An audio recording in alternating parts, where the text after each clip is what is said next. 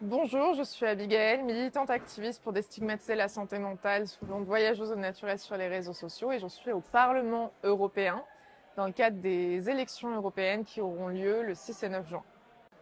Pour moi, le souci qu'on a avec la santé mentale là actuellement, c'est qu'il n'y a pas une prise de conscience assez forte, que ce soit des politiques mais aussi de la société et des populations. Dans le sens où j'estime, à mon échelle, de mes observations personnelles, que la santé mentale n'est pas encore assez prise au sérieux au même niveau que la santé physique. Donc moi, j'aimerais vraiment qu'il y ait des politiques qui se fassent, qui aillent dans le sens d'une santé mentale beaucoup plus communautaire et collective et pas que individuelle. Dans le sens où j'ai l'impression qu'aujourd'hui, on entend nos témoignages en tant que personnes concernées par des troubles psy ou par le handicap invisible ou plus globalement des gens qui ont des soucis de santé mentale de l'ordre de burn-out, stress, dépression, etc. Ce truc-là, j'ai l'impression qu'il est encore pris à l'échelle très individuelle et pas encore à l'échelle sociétale. Donc j'aimerais réellement être une lanceuse d'alarme sur ce truc-là de, en fait, vous avez pas compris que la santé mentale, c'est pas un problème individuel de chacun chacune, mais c'est vraiment une responsabilité collective qu'on porte tous et toutes. Et il y a des vraies mesures à mettre en place, notamment sur l'éducation, notamment sur la façon dont on a de penser le travail, notamment sur la façon dont on a d'être très dans la compétition et la rivalité, et pas dans l'inclusion, et pas dans la solidarité, et pas dans l'empathie. Parce que je pense qu'il y a des très grosses problématiques d'empathie. Et aussi, il y a déjà un problème de tabou, où moi j'aimerais vraiment qu'on libère la parole sur ces tabous-là de la santé mentale et qu'on comprenne qu'on est tous et toutes concernés et que ça nous ferait du bien collectivement de parler de ces questions-là et de mettre le problème sur la table pour pouvoir trouver des solutions et surtout encourager une société beaucoup plus empathique, beaucoup plus inclusive, beaucoup plus humaine, où les émotions ont la place d'exister et on fait avec sans forcément cacher tout ça, parce que moi c'est ça que je vis très mal dans notre société actuelle. J'ai une énormissime frustration vis-à-vis de moi, mon activisme sur la santé mentale, parce que si l'argumentaire de, on va dire, du bien-être, du bonheur et tout, c'est pas forcément un argumentaire qui est entendable pour certains politiques, parce que eux ils voient que chiffres, que statistiques, que rentabilité, mais même d'un point de vue rentabilité et chiffres, une population qui est heureuse d'aller travailler, c'est une population qui est plus productive, c'est un taux d'absentéisme qui est beaucoup plus faible. En plus de ça, c'est beaucoup moins d'arrêts maladie. Enfin, si vraiment tu parles purement chiffres, moi j'ai une énorme frustration en mode mais pourquoi on fait rien? Si vraiment le bien-être et le bonheur c'est pas un discours qui vous parle et qu'il y a que les chiffres, mais même quand on regarde les chiffres, même ça en fait, ça devrait être une priorité vraiment, la santé mentale / le bien-être pour tout quoi. Et c'est hyper frustrant de constater ça. Je pense que c'est encore trop tabou. C'est-à-dire que les gens qui s'arrêtent pour des raisons de santé mentale ne le disent pas. Les entreprises font comme si ça n'existait pas. En fait, le problème aujourd'hui, c'est que on individualise la problématique du bien-être au travail. En gros, on va faire comprendre aux salariés que si tu n'es pas heureux dans ton travail, si les conditions de travail ne te conviennent pas, c'est toi le problème. Le problème, il vient pas de l'entreprise. Le problème, il vient pas de l'organisation. Il vient pas des conditions qu'on lui a proposées. C'est lui qui doit soigner son souci. C'est lui qui doit aller voir un psy. C'est lui qui doit apprendre à, évoluer dans ce contexte-là. Et le souci, à aucun moment, on va dire, vient du contexte, vient de l'organisation, vient de l'entreprise. Et en fait, c'est là qu'il y a un souci. Ouais. C'est qu'il y a une individualisation qui ne marche pas, en fait. Parce que ce qu'on constate, c'est que ce qui ne marche pas, c'est au sein de l'entreprise. Ce qui ne marche pas, c'est en fait le système en lui-même qui doit évoluer. Et si on ne fait pas évoluer le système, il va jamais rien se passer. Donc on va continuer à dire aux gens, vous n'êtes pas heureux dans votre travail, vous êtes le problème, trouvez une solution par vous-même. Et en fait, ça ne va jamais marcher. Donc, en effet, il y a une grosse problématique sur le bien-être au travail qui est que ça demande des moyens. Ça demande de réorganiser tout un système qui existe depuis très longtemps et qu'on ne veut pas mettre ces moyens parce qu'on voit que court terme. On se dit, en année 1, ça va me coûter, je sais pas, au hasard 100 000 euros par exemple, de mettre en place des meilleures conditions, même, je sais pas, ergonomiques, des meilleures conditions pour le télétravail, des meilleures conditions pour les femmes en entreprise, tu vois, des petits trucs où à la fin de l'année, ça fait un gros chèque et où tu te dis, mais moi, je veux pas sortir ces 100 000 euros. Je veux pas sortir ces 100 000 euros parce que c'est pas rentable pour moi. Sauf qu'en réalité, si tu vas sur le long terme, évidemment que c'est rentable. Sauf qu'eux, ils voient pas sur le long terme. Ils voient que sur, en année 1, combien de bénéfices est-ce que j'ai gagné, combien de dépenses est-ce que j'ai fait. Et donc, ces dépenses-là, elles sont pas envisagées. Donc, je pense exactement pareil. Donc, je suis trop contente que tu parles de ça parce que, tu vois, moi, quand j'ai commencé à témoigner sur mon trouble de la personnalité, au début, je voyais en effet cette problématique d'un point de vue très individuel. Et en fait, plus tu témoignes, plus tu réalises qu'en fait, tu portes la voix de plein d'autres personnes qui ne s'expriment pas. Et en fait, c'est pas du tout un truc individuel, c'est vraiment une responsabilité collective qu'on a tous et toutes vis-à-vis de la santé mentale, du bien-être, etc. Et moi, j'ai l'impression qu'en effet, on voit pas assez collectif et on voit pas assez communauté. J'aimerais qu'on fasse beaucoup plus communauté et qu'on comprenne. Enfin, par exemple, moi, dans mes revendications, j'aimerais vraiment qu'il y ait ce que je critique un peu, c'est qu'on agit seulement après, alors que si on faisait de la prévention avant, déjà, ce serait Tellement, mieux. mais tellement. Sur l'éducation, sur l'empathie, l'inclusivité, etc. Déjà, on diminue mais considérablement le coût aussi de en fait, là, t'es arrivé à un tel stade que tu fais un burn-out, t'es arrivé à un tel Que tu t'arrêtes pendant 6 mois et qu'après, peut-être que tu vas être au chômage parce que tu veux plus retourner au travail et que ça coûte super cher finalement sur le long terme. Exactement. La prévention, pour moi, c'est vraiment un axe majeur. Et même majeur. former les gens, former les managers, former les dirigeants, former les DRH, tu vois, à l'empathie, à la bienveillance, à l'écoute. Les premiers secours en santé mentale. Voilà, par exemple. On est formé au premier secours, on n'est pas formé au premier secours en santé mentale. Mais parce que c'est tabou, meuf. Connaître les risques. Mais oui. Et aussi parce qu'il y a des gens qui s'imaginent que ça n'existe pas. Exactement. Que c'est des petits bobos, que c'est des trucs que tu t'inventes pour te rendre intéressante, par exemple. Et vu que c'est genre impalpable et que c'est pas quelque chose qui s'explique forcément, du coup les gens ont beaucoup de mal à comprendre que oui c'est réel, oui ça existe. Genre, moi je le vois sur mon compte Instagram, les premiers commentaires que j'ai qui sont vraiment difficiles, etc. Ce qui revient systématiquement, c'est ça n'existe pas. Ouais, mais comme le burn-out. C'est faux, ça n'existe pas. C'est comme le burn-out. Les gens écrivent dans mes commentaires, le burn-out, ça n'existe pas, c'est une invention des flemmards. Des quoi? Une invention des flemmards. Des flemmards. Oh waouh. C'est dur quand même parce qu'il y a vraiment des gens qui prennent des anxiolytiques et des antidépresseurs, qui vont chez le psy 2 fois par semaine, qui ne dorment plus la nuit. Enfin, un burn-out, c'est pas juste je suis un peu fatiguée. C'est vraiment émotionnellement. C'est un effondrement. C'est un effondrement. C'est genre le travail, ça devient limite ta phobie. Donc évidemment que ça existe. Enfin, je comprends même pas comment est-ce que des gens peuvent avoir ce discours en fait. C'est parce que c'est trop difficile pour toi d'imaginer que le travail peut à ce point te porter préjudice. Enfin, je comprends pas. Où est ton empathie? Demain, ça peut t'arriver. Ouais. C'est pas en disant que ça n'existe pas que ça t'arrivera pas, en tout cas. Non, mais oui. Non, mais je pense qu'il faut genre une énormissime prise en considération. Genre Alors, moi, j'ai le sentiment que le Covid a aidé là-dessus. Ouais. Dans le sens où je suis très heureuse parce que moi, j'ai commencé mon activisme il y a 3-4 ans, on va dire 3 ans. Et sur les 2 dernières années, j'ai vraiment vu que maintenant, on a des festivals de santé mentale. On commence à avoir une réelle considération de ça. Genre, pour la première fois, le gouvernement il a mis 8 séances de psy par an.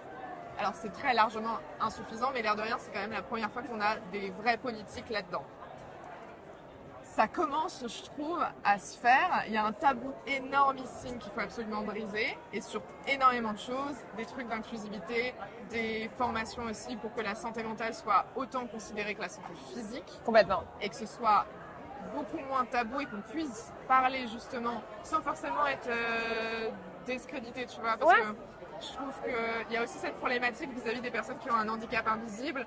Moi, je sais que je suis dans un dilemme intérieur.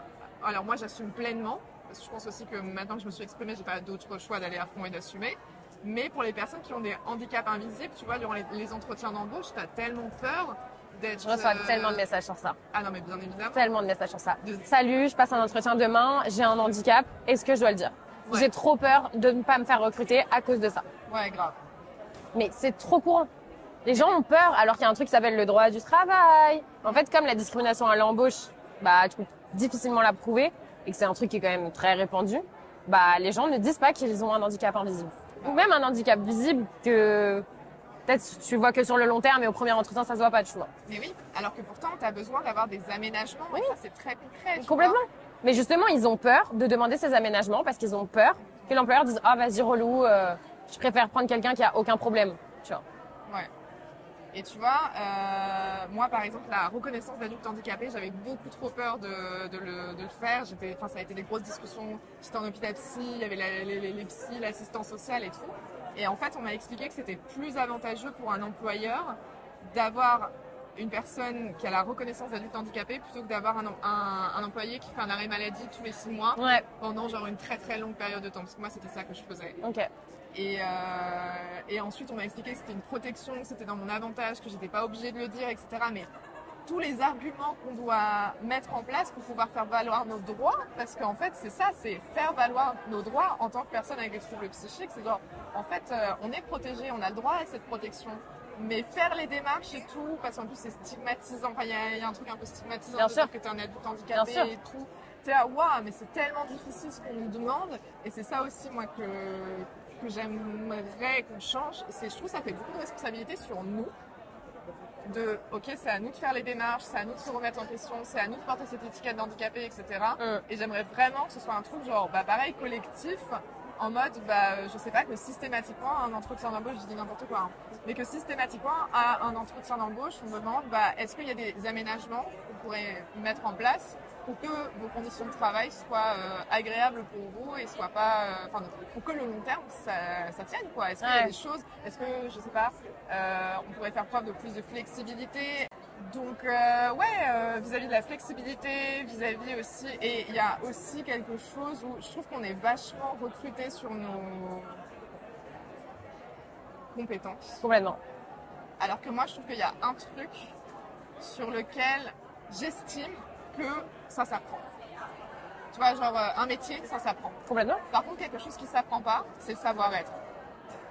Être une personne agréable avec qui tu as envie de bosser, ça c'est quelque chose que tu peux pas apprendre aux gens à être, non. Tu vois, genre cool et sympa et nanana, et en fait on met que en avant ce qu'on sait faire absolument et pas forcément nos personnalités en mode en fait ça va être cool de bosser avec il ou elle, ça va être cool de se lever tous les matins, ça va être cool de y avoir une bonne ambiance de travail, ça va être fédérateur, on va avoir envie, ça va créer un lieu safe, un peu une safe place et tout au travail. Tout ça, on ne le met pas du tout en avant, alors que vraiment, un métier, ça s'apprend. Je suis désolée, mais quand tu arrives dans un poste, tu sais rien, tu as besoin d'être formé. Mais c'est la même chose, en fait, c'est des gens qui ne veulent pas investir dans les salariés. Ah, ouais. Tu vois, c'est la même chose que proposer des conditions de travail agréables. C'est une question d'investissement. Ils veulent pas investir dans toi parce qu'ils se disent que te former, t'apprendre un métier, ça va leur coûter de l'argent. Et eux, ils pensent court terme, rentabilité maintenant. Ouais, c'est ça. Tu vois, en fait, c'est comme si le monde du travail, c'est un carré. Et le problème, c'est que nous, on a tous des formes différentes, tu vois. Genre, peut-être que toi, tu vas être un petit carré, donc tu vas rentrer. Mais il y a plein de ronds. Et il y a plein de triangles. Et en fait, tout ça, ça rentre pas dedans. Et ça fait des gens qui sont hyper frustrés et qui sont mécontents et qui vont, certainement faire des reconversions professionnelles ou faire des burn-out et des bore-out, enfin, peu importe. Et à terme, ça coûte de l'argent aux entreprises, même si les entreprises s'en rendent pas forcément compte aujourd'hui. Mais je pense qu'il y a un moment où, en fait, ils vont être obligés de re-questionner le système dans lequel on est. Parce que ça fait que en s'empirant. Et ça fait des recruteurs qui se plaignent de ne pas arriver à recruter, des DRH qui disent qu'ils n'arrivent pas à fidéliser, des gens qui se plaignent des arrêts maladie. Mais en fait, juste questionnez-vous sur le système que vous proposez aujourd'hui et les conséquences que ça a sur les salariés. Parce que tout ce dont vous vous plaignez, vous en êtes grandement responsable. Donc vous avez en fait les éléments en main. C'est juste qu'il va falloir prendre des décisions et un petit peu penser collectif au lieu de penser rentabilité, court terme, genre qu'est-ce que ça va nous rapporter tout de suite, en gros. Ouais. Et je pense aussi que les nouvelles générations vont beaucoup plus prioriser leur épanouissement personnel, leur bonheur et tout, que ce truc que les générations d'au-dessus avaient de j'ai un taf, je le garde pour toute la vie et tout. C'est sûr. Enfin, moi, je sais que clairement, dans ma prise de décision, c'est si ça me coûte ma santé mentale, c'est trop cher payé. Période. Vraiment. Non, mais vraiment, c'est genre, en fait... Surtout vu combien on est payé. T'as beau me payer super cher, si ça me coûte ma santé mentale, c'est trop cher payé, en fait. C'est pas possible. Et en fait, c'est plus, est-ce que je vais être heureuse d'aller travailler? Et je pense que la nouvelle génération qui vient va être beaucoup moins conciliante sur ce type de choses. Je suis d'accord, mais je parle avec des gens souvent sur les réseaux qui me disent « Moi, je préfère avoir un taf où j'ai du télétravail, où j'aime mes collègues, où j'aime mes missions et être moins payée que être hyper bien payé et avoir zéro télétravail, ne pas bien m'entendre avec mes collègues et avoir des conditions qui ne me conviennent pas au quotidien. Ouais. J'en arrive à, je pense, ma dernière question est... du coup, moi, je pense que la santé mentale devient de plus en plus une priorité vis-à-vis des populations. Complètement. Malheureusement, j'ai l'impression que vis-à-vis des politiques dans leur programme, ils mettent en avant énormément de choses, mais la santé mentale, on n'en entend pas du tout parler. Complètement. En quoi, toi, parce qu'aujourd'hui, on est au Parlement européen, on parle beaucoup de la démocratie et d'aller voter, en quoi, toi, comment je vais réussir à poser ma question? Comment ton vote va être influencé par les dispositifs de santé mentale? Elle n'est pas claire ma question, mais est-ce que tu l'as compris? Non, j'ai compris ce que tu voulais dire. Moi, je sais pour qui je vais voter. Je n'ai pas de souci à le dire. Je vais voter pour Europe Écologie Les Verts, qui est un parti qui prend vraiment en compte l'humain dans sa globalité. Donc, comment est-ce qu'on va faire pour continuer à vivre sur cette planète? Comment est-ce qu'on va faire pour proposer des meilleures conditions de travail? Et ça passe aussi par la santé mentale. Eux, par exemple, ils militent pour la semaine de 4 jours. Ils militent pour plein de choses pour les travailleurs qui sont hyper intéressantes. Et je pense que, pour le coup, ce vote-là, c'est un vote qui est intelligent par rapport à l'humain, plus que par rapport à l'économie ou par rapport à, je sais pas, la rentabilité, tu vois, des trucs où, je sais pas, la guerre, tu vois. Donc moi, personnellement, mon vote, ça va être le vote de l'humain. Voilà. Je sais pas si ça répond bien à ta question. Si. Ça répond bien à ma question. Mais oui, moi j'aimerais vraiment que de plus en plus, parce que en fait pour moi le sujet de la santé mentale, et je sais pas ce que tu en penses, pour moi le sujet de la santé mentale il est apolitique. Dans le sens où... Je suis d'accord, tout le monde peut en parler. Exactement. J'ai l'impression que c'est pas quelque chose qui est réservé à un parti en particulier. Ou à une élite. Exactement. Pour moi, la santé mentale, tu vois, c'est un peu la nuance de dire pour moi la santé mentale c'est politique, mais c'est apolitique. Je comprends ce que tu veux dire. Tu vois. Et c'est pour ça que j'aimerais vraiment que... Tout le monde s'empare du sujet en fait. Exactement. Tout le monde s'empare du sujet et que ce soit pas un truc réservé à un parti, mais que ce soit vraiment une responsabilité collective qu'on porte collectivement et que les gens comprennent que, en fait, parce que moi j'associe aussi beaucoup ça à, en fait, on peut pas s'engager sur les causes qui nous tiennent à cœur si on a une mauvaise santé mentale. Tu vois, je suis d'accord. Dans le sens où pendant 2 ans j'étais très militante sur le féminisme. J'ai fait un burn-out militant du féminisme. Parce que genre, je mettais toute mon énergie, j'étais à toutes les manifestations. C'est drainant. Et ça ne suit pas. Exactement, c'est extrêmement drainant en fait de s'engager dans des choses et tu donnes ton énergie et tout. Et ma santé mentale a genre burn-out militant. Et c'est là aussi où j'ai eu un espèce d'électrochoc sur, en fait, on a des convictions qu'on a envie de défendre, on n'a juste pas la santé mentale pour le faire. Donc si on veut une jeunesse qui est engagée sur ces questions-là, on a d'abord besoin d'avoir une population qui se sent bien pour avoir l'esprit clair, pour avoir une espèce de lucidité et pour se créer une opinion et puis pour aller se renseigner et aller se documenter. Complètement. Donc moi je fais un très gros lien en mode, en fait si vous voulez des gens qui soient plus engagés politiquement, qui se documentent, qui s'informent et qui aient cette clarté d'esprit de faire ce travail-là pour savoir pour qui voter, et il faut faire de la prévention sur la santé mentale, il faut s'assurer qu'on a des moyens, une population en bonne santé mentale. Faire de la sensibilisation, ouais, je suis d'accord. Merci beaucoup pour cette conversation qui était super intéressante et super riche. Et je suis trop contente qu'on se rejoigne sur tellement de choses. En fait, je suis trop contente des choses que tu as dites parce que ça fait partie de mon argumentaire dans mon militantisme à moi pour déstigmatiser la santé mentale, pour lever les tabous. Moi, je suis sur le truc des troubles psy parce qu'en l'occurrence, j'ai un trouble psy, mais on a tous une santé mentale, tout comme on a tous une santé physique. Et c'est vraiment... Comme on travaille tous.